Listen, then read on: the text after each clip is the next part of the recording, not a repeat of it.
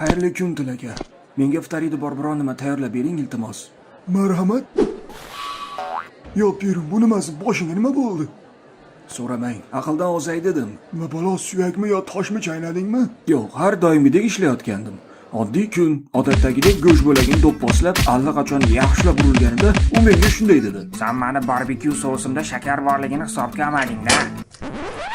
Va u menga to'lalatib tupurdi. Emalim iflos bo'ldi. Bunaqalarni ko'pini ko'rganman deb hech narsa bo'lmagandek ketdim.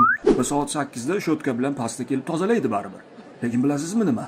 Soat 8 da cho'tkayim kelmadi, 5 minut o'tib tozalaydigan ipam ko'rinmadi. Va men bilmagandim, boshimda kichkina bakteriya bor ekan. Streptococcus mutans. Sousdagi shakarni yedida emalimga achchiq qilib siyib qo'ydi. Va kichkina teshik ochilib qoldi. Voy, emalni demeralizatsiya qilibdi-da.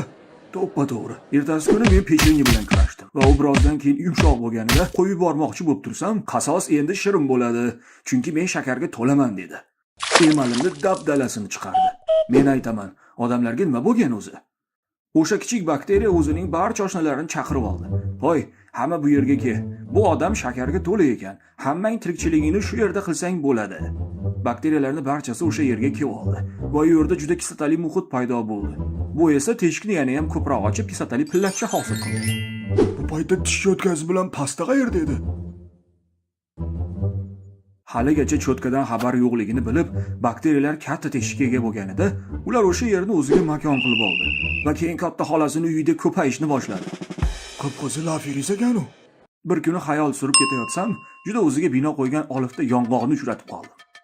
Harakat ham qila ko'rma, baribir yuta olmaysan, dedi u. O'zimga aytdim.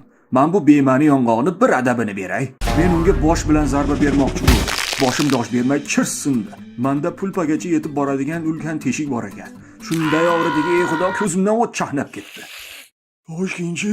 Keyin shifokoriga bordim.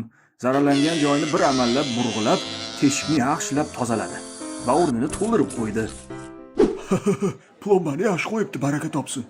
Yaxshiyamki, endi cho'tkalash va ip bilan tozalash tez-tez bo'lyapti. Ko'ramiz hali bu qancha davom etarkan. Ey, kim seni chaqirdi bu yerga? Uka, o'zingni bos. Mani soat 9 da yegani olib qo'ygan bo'lsa, soat 8 da tish yuvishdan nima foyda bor? Hozir senga hurmat qilishni o'rgatib qo'yaman.